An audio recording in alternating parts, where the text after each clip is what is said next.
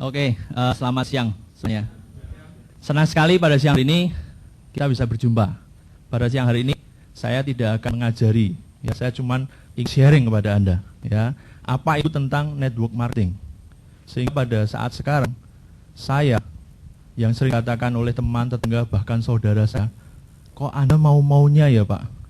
Anda apa kurang sibuk Pak di dalam menjalankan usaha Anda? Tapi kenapa Anda masih mau menjalankan bisnis seperti ini?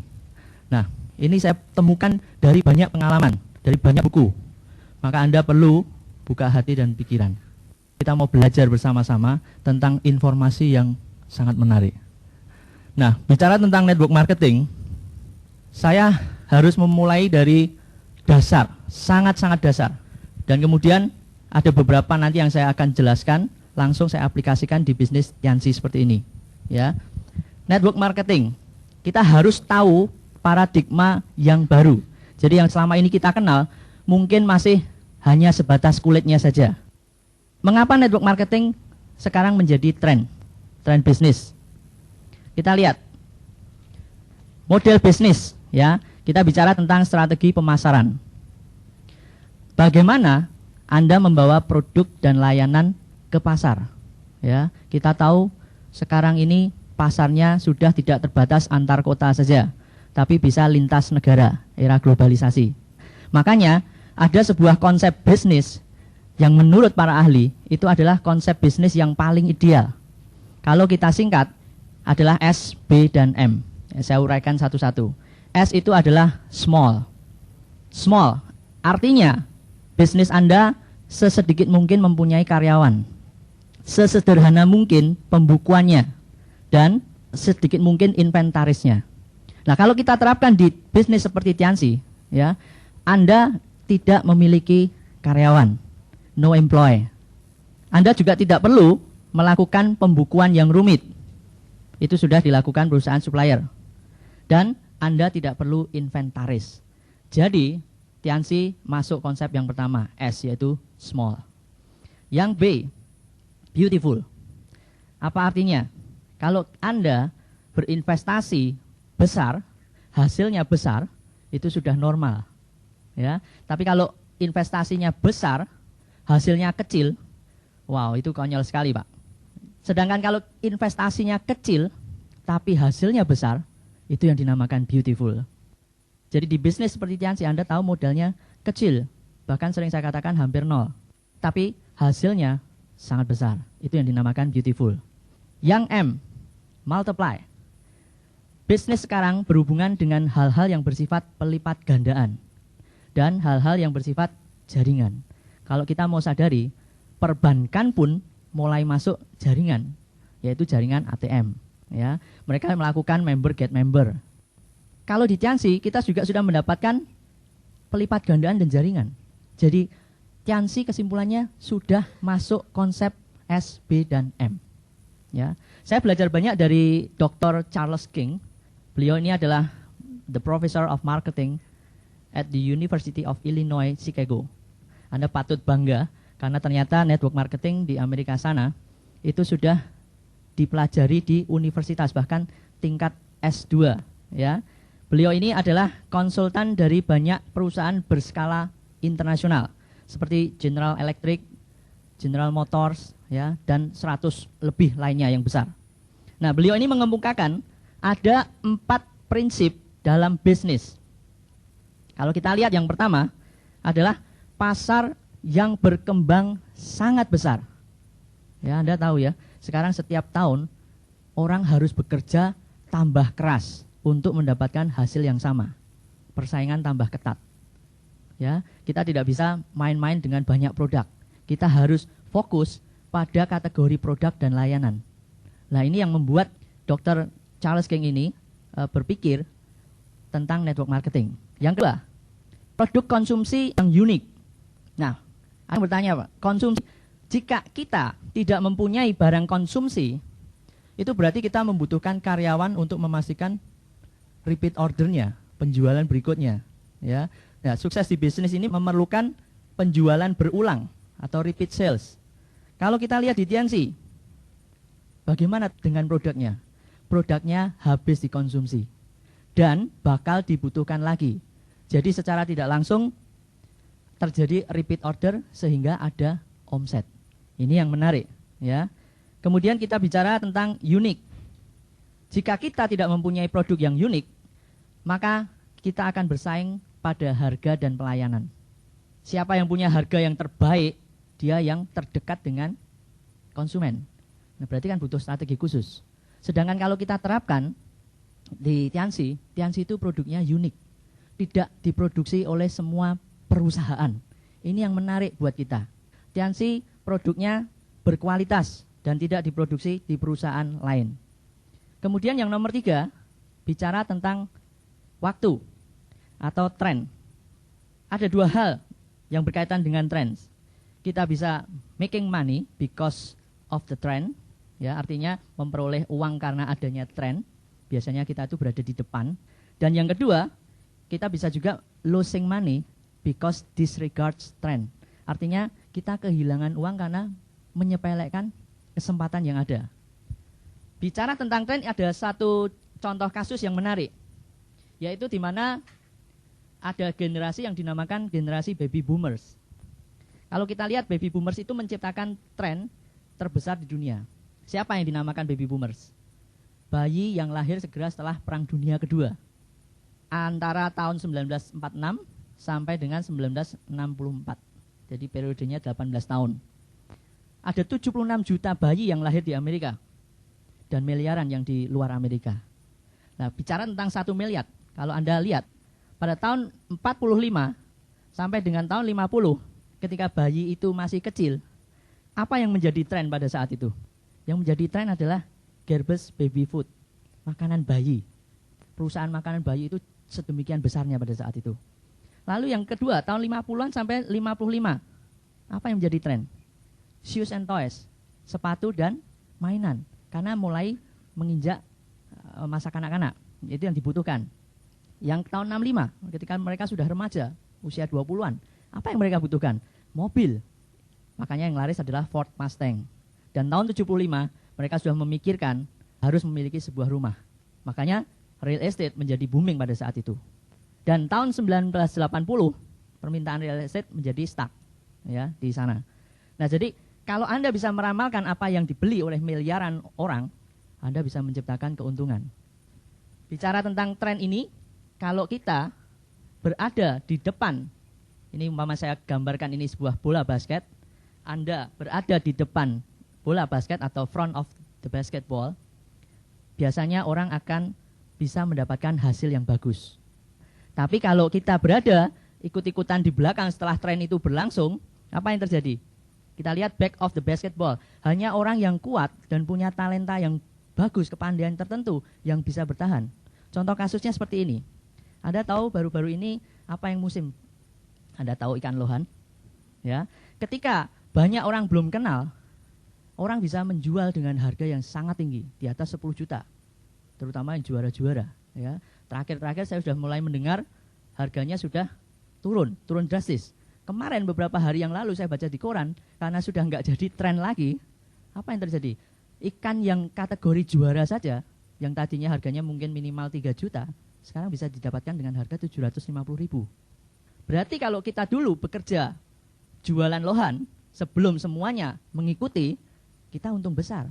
Tapi setelah kita berjualan, banyak kali kita sering berhitung dulu, ya, akhirnya memutuskan dan terlambat, kita baru berada di belakang, biasanya kita kalah.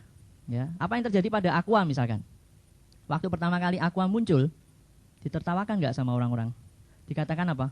Air kok harganya lebih mahal dari bensin, ya. Tapi nyatanya sekarang semua orang butuh air kemasan, kan? Dan apa yang terjadi di pikiran para konsumen ketika dia membeli air dalam kemasan? Apa yang mereka sebut? Aqua, bukan yang lain, meskipun kadang diberikan merek lain. Dan untungnya Aqua berada di depan tren, sehingga apa yang didapat?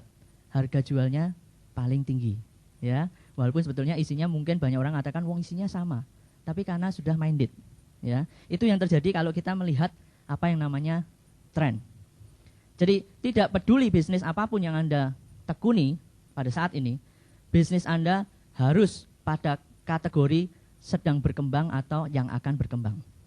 Jadi saya tidak merekomendasikan Anda untuk setia pada sebuah bisnis hanya karena Anda telah lama melakukannya atau karena Anda dididik untuk itu. Ya, kalau Anda ingin hasil yang lebih bagus tentunya. Nah, kita lihat apa yang menjadi tren pada saat masa milenium ini. Bisnis apa yang akan sebaiknya kita kerjakan. Pada tren milenium ini, the next big trends itu adalah yang pertama health, kesehatan. Orang di zaman sekarang sudah sangat peduli dengan yang namanya kesehatan, ya. Orang sudah mulai memikirkan hal-hal tentang bagaimana dirinya supaya sehat. Bahkan Anda tahu bosnya Microsoft pernah mengatakan, saya percaya ada sebuah perusahaan yang akan mengalahkan perusahaan saya yang saat ini terbesar di dunia, dan perusahaan itu bergerak di bidang kesehatan. Who knows, itu Tianxi, ya. Kemudian yang kedua, next big trend yang kedua adalah looking younger. Hal-hal yang bersifat dengan kecantikan supaya kita awet muda. Kita lihat bedah plastik, kosmetik, spa, tempat kebugaran sekarang menjamur, ya. Ini karena orang sudah mementingkan ya kesehatan, ya penampilan. Jadi ini adalah tren yang kedua. Yang ketiga, hal-hal yang berhubungan dengan retirement issues atau apa saja yang bisa dilakukan pada masa-masa pensiun. Pekerjaan apa yang bisa dilakukan pada saat orang sudah mengalami, biasanya seorang pejabat atau orang yang pernah memiliki kekuasaan, ya, itu biasanya mengalami apa yang dinamakan post power syndrome. Biasanya dia memerintah orang, tinggal tunjuk jari, orangnya datang, tapi enggak lagi, lah dia butuh sesuatu untuk menyalurkan. Yang keempat, ya, security and money, yaitu asuransi, bursa saham, pasar uang, obligasi, reksadana, semua sekarang berubah. Anda tahu dulu uang sebagai alat apa? Pembayaran. Tapi sekarang uang nyatanya juga sebagai alat yang diperdagangkan, makanya nilainya bisa naik turun. Sekarang pasar saham sudah dikenal banyak orang, ya, bursa saham. Makanya itu juga masuk dalam the next big trend.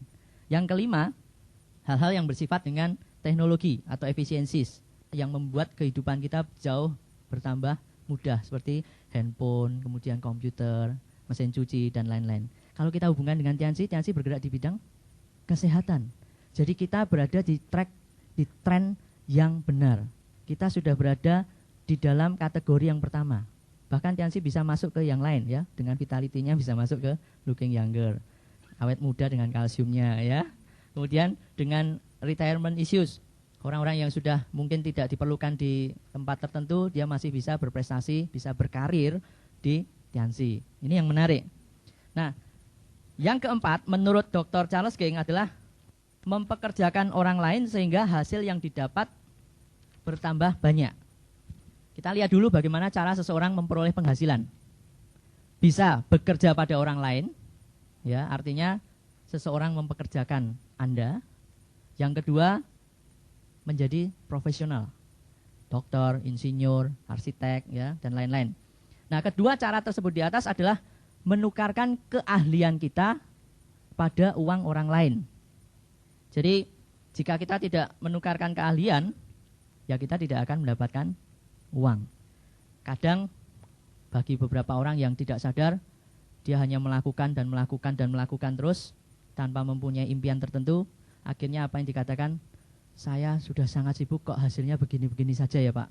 Itu yang biasanya didapatkan kesimpulannya setelah mereka menghitung secara matematik.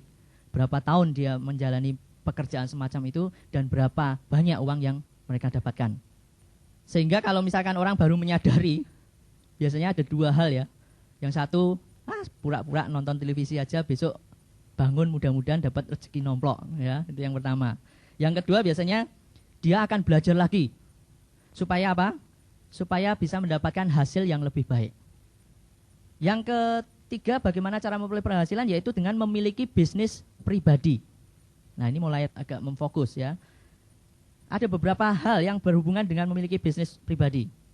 Kalau Anda kerjakan sendiri, Anda akan kehabisan waktu, ya. Anda bisa juga kehabisan bakat. Kemudian Anda harus mempekerjakan orang lain, sehingga hasil yang didapat bertambah banyak. Ini berarti Anda menggunakan pengungkit. Saya gunakan istilah pengungkit. Anda mempengaruhi upaya orang lain. Kalau kita lihat, di dunia ini ada dua macam jenis pekerjaan, ya. People at work dan money at work. Apa itu people at work? bagaimana membuat uang bekerja dengan membuat orang lain bekerja pada Anda. Kalau money at work itu biasanya investasi. Uang Anda investasikan dan uang Anda akan bekerja sendiri.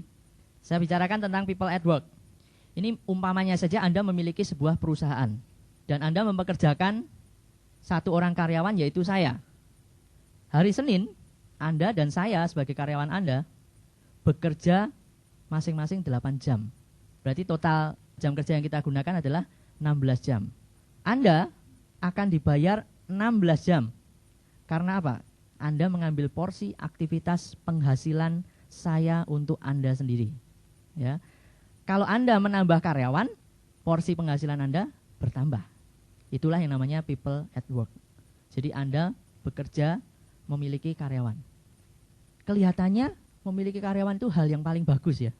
Cara hebat untuk meningkatkan hasil atau mengungkit penghasilan Anda. Tapi nyatanya adalah hal yang sangat sulit. Bukankah kita sering mempunyai karyawan yang bekerjanya seenaknya saja? Ya, alasannya kenapa? Tidak pernah ada karyawan yang bekerja untuk perusahaan Anda sekeras Anda, karena mereka tidak memilikinya. Untuk itu, bagaimana cara memiliki pengungkit sejati? Anda harus menciptakan situasi di mana setiap orang merasa bisa menghasilkan hasil yang sama banyaknya. Nah, itu Anda baru bisa memiliki pengungkit sejati. Contoh kasus ya. Itu tadi kesimpulannya berarti Anda harus memiliki karyawan yang bisa merasa seperti Anda. Ya. Contoh kasus, kita berada di bisnis real estate. Saya sebagai seorang broker dan saya memiliki agent bernama Robert. Ketika Robert menjual sebuah rumah, Robert mendapat komisi penjualan, misalkan 3%.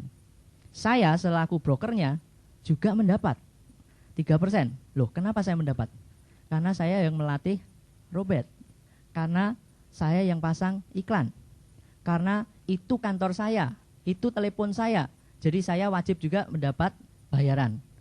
Robert tidak bekerja pada saya sebagai karyawan. Dia seorang agent. Dia bekerja pada dirinya sendiri. Dan tujuan utama dari seorang agent adalah mendapat penghasilan atau uang yang lebih banyak. Jadi ini perbedaan antara agent dan karyawan. Nah, jika broker ingin menghasilkan lebih banyak uang, tentu hal yang dilakukan adalah menyewa lebih banyak lagi agent. Ya. Nah, poin saya di sini adalah bahwa antara broker dan agent, keduanya mendapatkan hasil yang sama-sama menguntungkan. Ya. Jadi dalam menjual sebuah rumah, keduanya mendapatkan keuntungan. Ini adalah merupakan bentuk sebuah pengungkit dari seorang broker. Nah, broker memiliki orang yang bekerja untuknya, tapi tidak ada di antara mereka yang menjadi karyawannya. Ini lebih menarik daripada kita memiliki karyawan. Nah, ada masalah lagi tapi dengan strukturnya. Kalau Anda perhatikan, seorang broker bisa memiliki banyak agent. Ya, dicontoh ada 3 agent di bawahnya. Tapi agent nggak bisa ya, nggak bisa memiliki agent. Seorang broker berarti mempunyai pengungkit, tapi agent nggak punya. Ini bisa menjadi masalah ketika si agen ini, si agent ini, si Robert ini merasa dia melakukan kebanyakan pekerjaan yang dilakukan sebagai seorang broker. Jadi dia agent tapi bekerjanya terlalu banyak sehingga dia merasa dia sudah bisa menjadi seorang broker sendiri. Apa yang akan terjadi pada tahun-tahun yang mendatang? Apa yang terjadi? Dia akan keluar dan dia akan menjadi broker sendiri. Ya, ada 2 hal yang buruk yang terjadi pada saya selaku broker. Yang pertama, saya kehilangan dia sebagai sumber penghasilan. Dan yang kedua, sekarang dia menjadi pesaing saya. Siapa yang melatih pesaing ini? Saya sendiri. Dia benar-benar tahu bagaimana saya menjalankan usaha saya. Dia berarti juga tahu semua rahasia perusahaan saya. Ini tidak hanya terjadi di bisnis real estate ya. Hampir di semua bidang usaha atau bisnis. Makanya seringkali kita mendengarkan, saya bekerja di perusahaan itu hanya cari pengalaman. Artinya apa? Kalau saya sudah curi semua ilmunya, saya akan bekerja sendiri. Nah, apakah ini cara yang baik buat kita menjalankan usaha? Nah, kalau Anda pemilik usaha, berapa banyak Anda sudah melatih orang dan sekarang tidak bekerja lagi pada Anda? Atau bahkan berapa banyak yang sekarang sudah menjadi pesaing Anda? Ya. Jadi kalau kita lihat gambar tersebut, sekarang Robert menjadi seorang broker juga. dia juga mempunyai agent, taruhlah namanya agentnya salah satunya namanya Linda. Dan Linda ini juga ingin menjadi seorang broker pula. Apa yang terjadi? Linda menjadi broker, Linda menjadi pesaing saya juga kan? Siapa yang melatih? Ya gara-gara saya melatih Robert. Lah apakah ini cara yang bagus untuk mengembangkan usaha? Nah ternyata ini bukan cara yang bagus, ya. Apa ada Pak sekarang Pak? Bagaimana saya mempunyai struktur di mana saya sudah ingin menjadikan Robert menjadi seorang broker sejak hari pertama dia bekerja pada saya. Ya.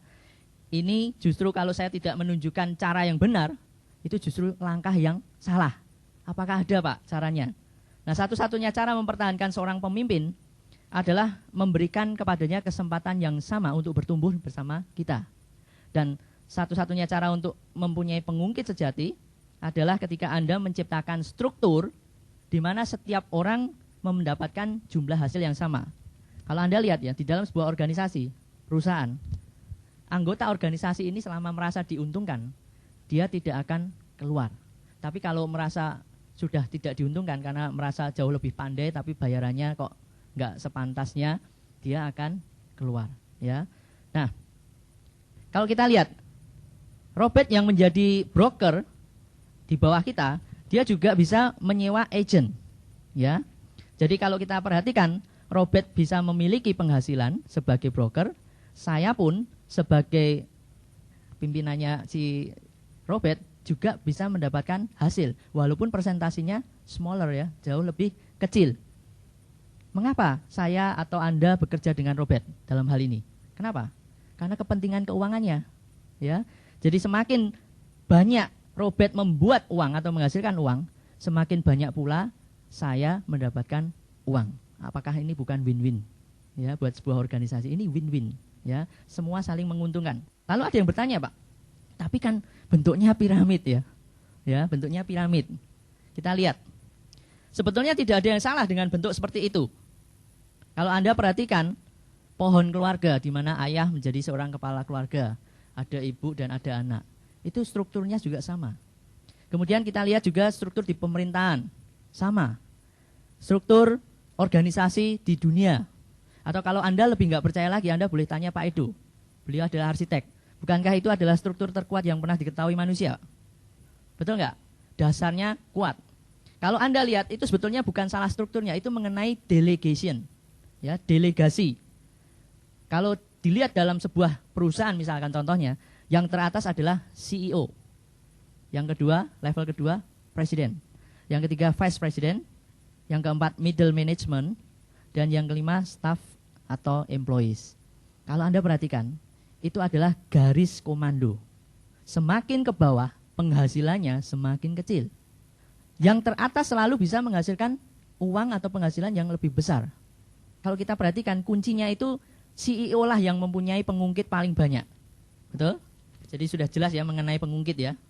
Sekarang, kalau kita pribadi ingin mempunyai pengungkit seperti itu, jika kita diberi kesempatan yang sama dengan CEO, apakah ada struktur yang lebih pintar, Pak? Inilah kenapa network marketing diciptakan. Ya, kalau Anda perhatikan, untuk mencapai pengungkit sejati ini Anda harus menciptakan struktur, situasi di mana setiap orang memiliki kesempatan memperoleh keuntungan yang sama. Jadi kalau kita pelajari, network marketing itu adalah struktur yang paling fair. Anda lihat, misalkan saya mempunyai struktur organisasi seperti itu. Saya, kemudian di bawah saya ada 1, level kedua ada 2, level 3 ada 3, dan seterusnya. Ya, dan setiap bisnis seperti ini, setiap orang bisa memperoleh sejumlah level pasti ya. Misalkan di gambar tersebut saya mempunyai 4 level kedalaman. Nah sekarang Anda yang mempunyai organisasi lebih besar daripada organisasi saya, atau jaringan Anda lebih besar. Di mana Anda di level pertama Anda memiliki 2 malah. Kalau saya 1, Anda mempunyai 2. Dan level berikutnya Anda mempunyai 4, level berikutnya Anda mempunyai 5, dan seterusnya. Anda mempunyai penghasilan yang lebih besar dari saya walaupun Anda berada di jaringan saya. Lebih jelas kalau kita gabung. Nah, Anda berada di dalam jaringan saya. Tapi karena jaringan Anda lebih besar dari saya, maka Anda mempunyai penghasilan yang lebih besar daripada saya. Ya, volumenya itu di luar jangkauan saya untuk mencapainya. Nah, apakah ini berarti kalau orang yang mempunyai jaringan yang lebih besar, memiliki penghasilan yang lebih besar, itu artinya fair nggak? Sangat fair, ya kan? Apakah bukan itu yang seharusnya?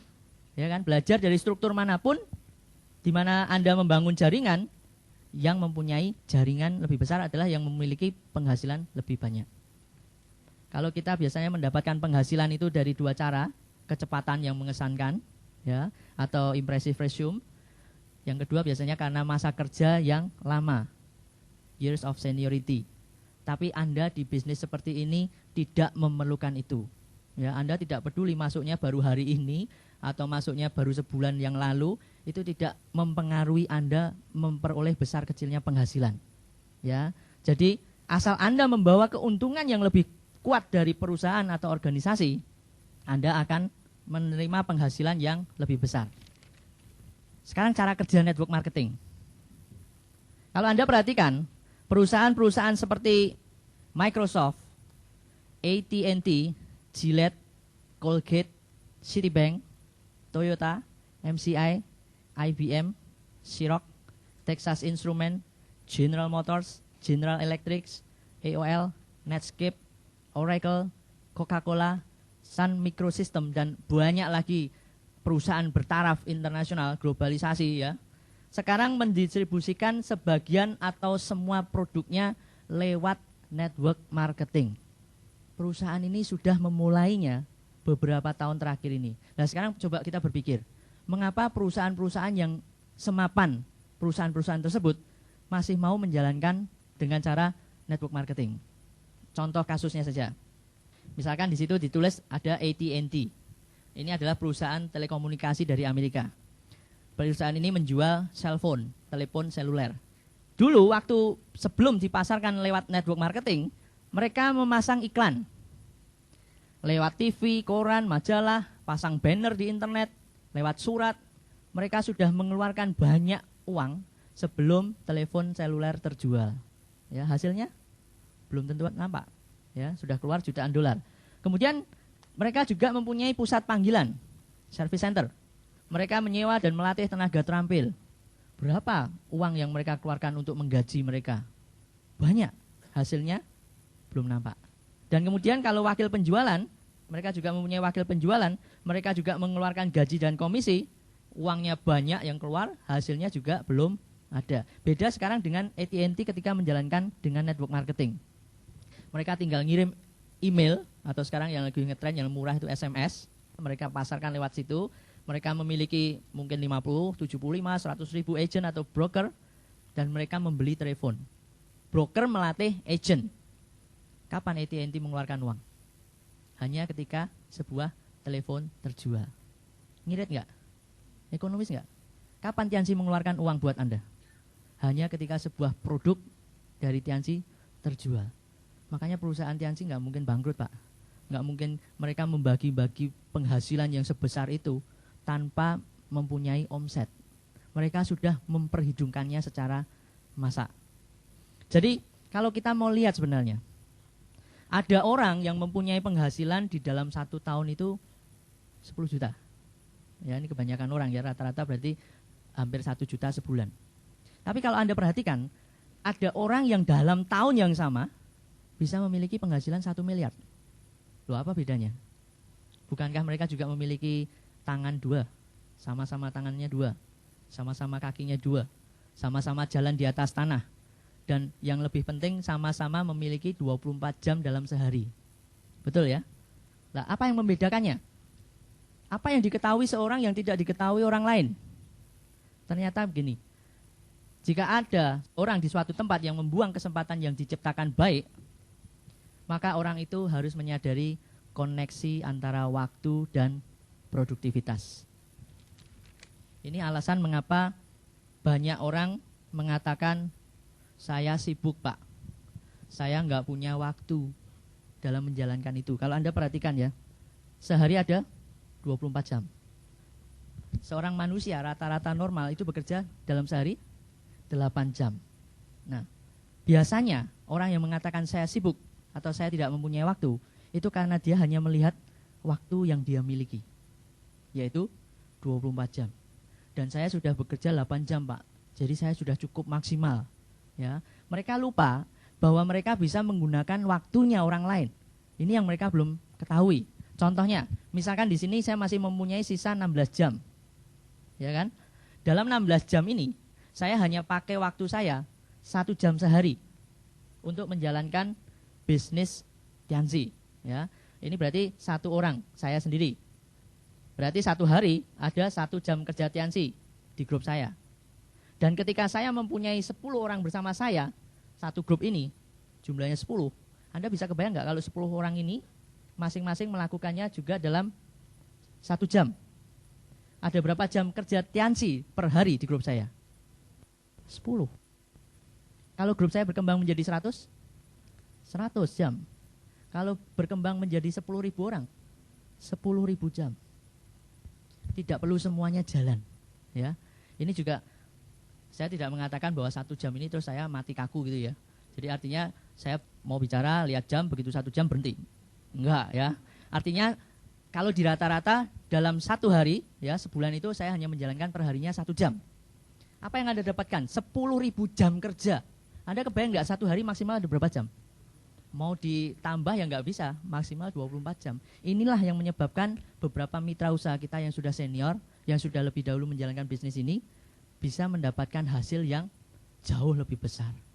Itu karena mereka bisa memanfaatkan pelipat gandaan waktu. Nah, itu tadi juga merupakan alasan kenapa banyak orang tidak bisa mencapai impian keuangan mereka. Ya, kalau kita lihat, kita bisa menyelesaikan lebih banyak pekerjaan dengan cara melatih dan memberi kuasa atau mendelegasikan kepada orang lain. Tapi masalahnya kan kalau di pekerjaan yang konvensional, Anda melatih orang pinter-pinter kemudian keluar. Percuma kan Anda melatih. Tapi kalau di bisnis ini, di network marketing seperti Tianzi, hal itu tidak akan terjadi. Nah, ingat, kekuatan melatih orang lain untuk menyelesaikan pekerjaan itu sebenarnya Anda sedang menuju ke kemakmuran. Ada pepatah yang mengatakan kemakmuran tersembunyi dari orang-orang yang inginnya mengerjakan semuanya sendirian. Tapi kemakmuran tersingkap dengan sendirinya bagi orang yang dengan cukup sabar melatih orang lain. Saya mau ilustrasikan sedikit tentang hal ini. Siapa di sini yang punya anak yang masih kecil? Ya, cukup banyak juga ya. Sekarang saya bicarakan anak Anda misalkan usia 4 tahun. Anak Anda baru bisa pakai sepatu, ya Anda belikan sepatu yang ada talinya. Masalahnya sekarang tali sepatu anak Anda itu lepas, tidak terikat dengan benar. Ada 2 pilihan kan? Anda menalikannya supaya pekerjaan cepat selesai. Pilihan kedua, Anda ngajari supaya di kemudian hari anak Anda bisa tali sepatu sendiri. Mana yang Anda pilih?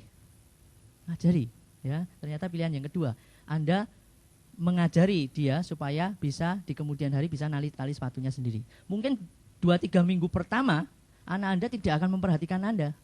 Ya. Seperti di bisnis ini, mungkin Anda suruh datang pertemuan ya. Ya, apa sih gunanya datang pertemuan ya? Baca buku ya. Apa sih gunanya baca buku? Mereka nggak tahu. Dengerin kaset, ikut net program, mereka juga nggak akan sadar. Tapi lakukan terus-menerus. Lakukan terus-menerus. Misalkan anak Anda tadi Anda ajarkan 2-3 minggu kemudian, apa yang terjadi? Anak Anda akan bisa menali sepatunya sendiri. Di bisnis ini tugas kita adalah seperti itu. Jadi dia belajar menali sepatunya ketika Anda belajar untuk mengajarinya. Di bisnis ini juga seperti itu. Saya belum pernah melihat bisnis yang paling atau lebih etis daripada network marketing. Ya, justru saya dengan belajar seperti ini, saya jauh semakin menyadari bahwa inilah bisnis yang selama ini saya cari. Kalau Anda perhatikan, poin saya adalah Anda mengungkit diri Anda sendiri. You have leverage yourself. Ya, tali sepatu tetap dalam keadaan ditali, tapi bukan oleh Anda. Ya, artinya banyak orang yang mengatakan, tadi di awal saya katakan, Pak, apa Anda enggak membuang-buang waktu? Ya, saya tidak membuang waktu, tapi saya menginvestasikan waktu dengan melatih orang lain. Ya, bandingkan coba dengan membuang waktu Anda karena melakukannya dengan cara cepat. Ya, seandainya ini mengenai tali sepatu anak tadi, saya bisa menali tali sepatu dalam 1 jam maksimal berapa? Misalkan taruh kata 2 menit per sepatu. Berarti 1 jam saya bisa menali sepatu hanya 30. Tapi seandainya saya melatih anak-anak itu, ya, melatih menali sepatu anak-anak tersebut, apa yang terjadi? Dalam jam yang sama, 1 jam, mungkin ada ribuan bahkan puluhan ribu anak yang bisa nali sepatu. Inilah bisnis ini. Ya, inilah network marketing. Inilah yang saya katakan bisnis kompensasi yang cemerlang. Brilliant compensation. Di network marketing, apa yang Anda ajarkan dan latih pada orang lain, itu adalah menduplikasikan langkah Anda. Nah, sebenarnya kalau Anda sudah menemukan dan melatih orang lain, itu tidak hanya menduplikasikan Anda, melainkan melipat gandakan Anda. Ya, Pak Edo sudah melipat gandakan Pak Edo. Mungkin ada banyak Pak Edo yang baru muncul di bawah. Kenapa? Karena beliau sudah ngajari nali sepatu. Kalau mau hitung-hitungan ya, sekarang bandingkan dengan pekerjaan yang sedang kita jalani sekarang. Berapa maksimal jam kerja seorang manusia per hari? Kalau nggak tidur, ya, berarti 24 jam ya, nggak bisa 24,5 nggak bisa ya, sudah maksimal ya. Oke, 24 jam sehari. Kalau Anda bekerja keras, berarti Anda bekerja 24 jam sehari. Saya tarik, misalkan itu saya hitung dalam setahun, 365 hari. Itu kalau nggak KO ya. Ada berapa jam kerja per tahun? Kalau saya lakukan itu. Hasil kalian mendapatkan angka 8.760 jam. Bandingkan dengan saya yang mempunyai jaringan sebesar 56.000 orang. Ya. Kalau kita lihat, jaringan saya tidak terbatas hanya di kota saya. Bisa di Indonesia, bahkan di berbagai negara. Kita hitung.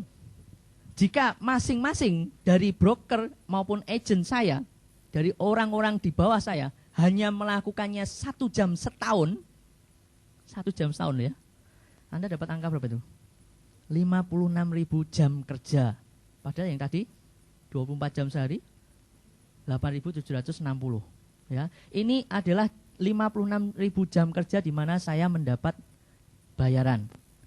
Nah, kalau 1 jam per tahun itu sama dengan kalau dikerjakan sendiri 6,4 tahun ya. Lihat, dikerjakan selama 6,4 tahun, 24 jam penuh per hari ya, tapi saya hanya melakukannya 1 jam per tahun ya. Kalau Anda lihat lagi, misalkan saya nggak mau 1 jam per tahun Pak, saya nambahi 8 jam per tahun, 8 jam per tahun ya. Artinya terdapat hasil perkalian 448.000 jam kerja di mana saya mendapatkan bayaran. Bandingkan dengan yang tadi kerja sendiri 24 jam sehari ya.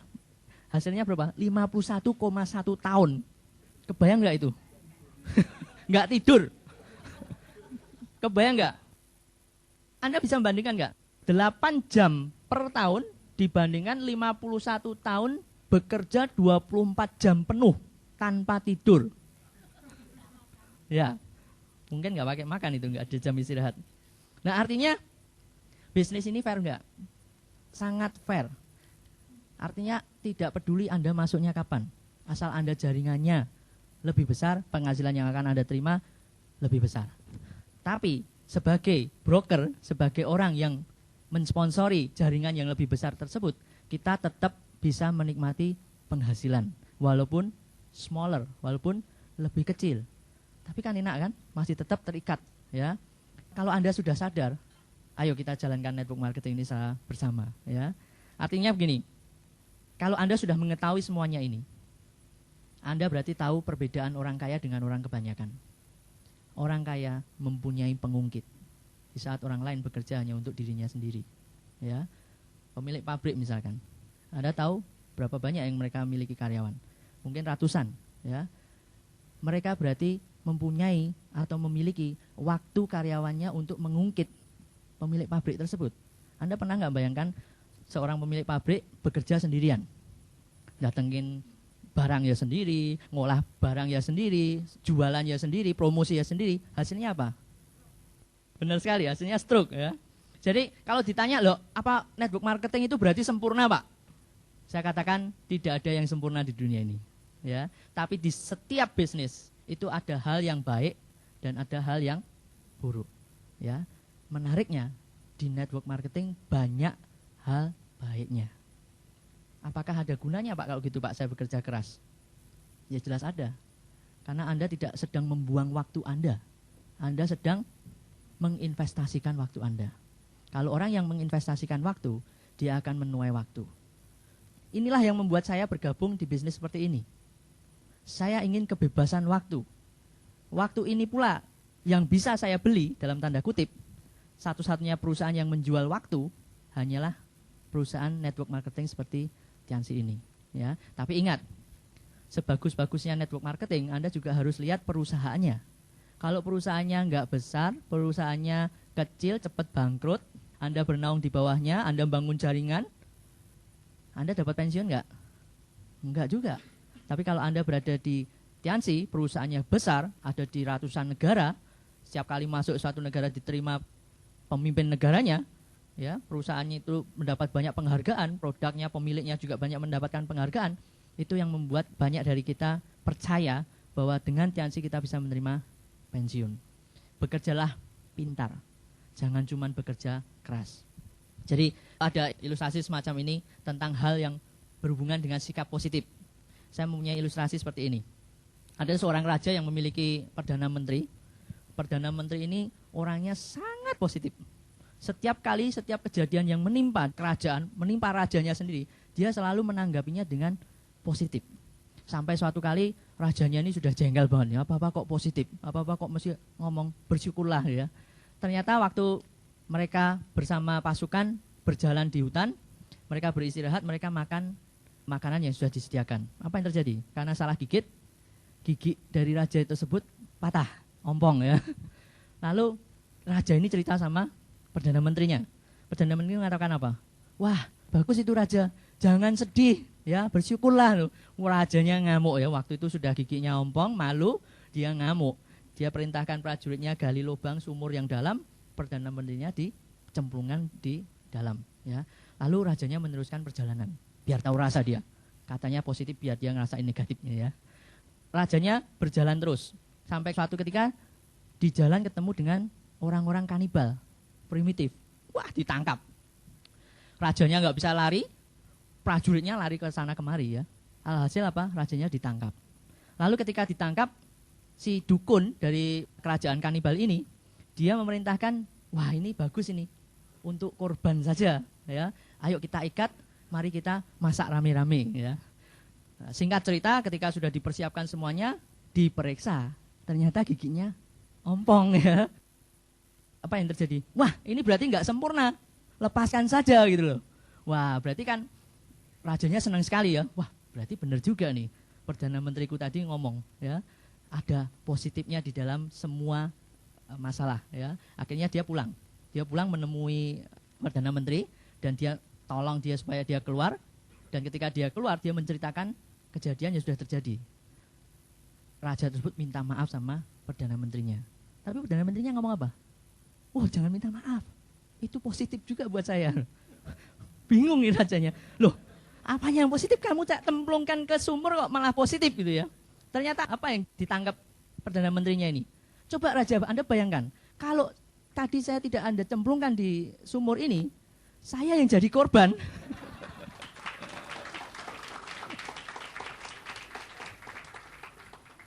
Jadi mudah-mudahan saya yang sekarang ini jadi Perdana Menteri, Anda tidak menghukum saya hanya karena sudut pandang saya. Saya hanya menceritakan apa yang saya alami, apa yang saya pelajari, apa yang saya dalami, sehingga sekarang ada orang yang negatif dengan network marketing seperti Tiansi ini, silahkan berhadapan dengan saya, ya. Dari orang yang amat alergi, sekarang menjadi orang yang amat tergila-gila. Kenapa? Ya seperti tadi yang saya jelaskan. Anda perlu pengungkit, true leverage, pengungkit sejati. Pengungkit sejati di mana Anda bisa mengungkit penghasilan Anda bisa menciptakan atau mewujudkan impian keuangan Anda, tapi Anda tidak bekerja sendiri, ya. Anda hanya membutuhkan jaringan. Bayar harga, Pak. Ya, Anda tahu modal di Tiansi sangat kecil. Kalau Anda punya uang miliaran, mungkin nggak perlu Anda bangun jaringan. Anda nggak butuh waktu. Tapi karena ini sudah modalnya ringan, kecil, hampir nol, Anda butuh bayar harganya dengan bekerja keras. Oke, saya rasa cukup sekian dan sukses buat Anda.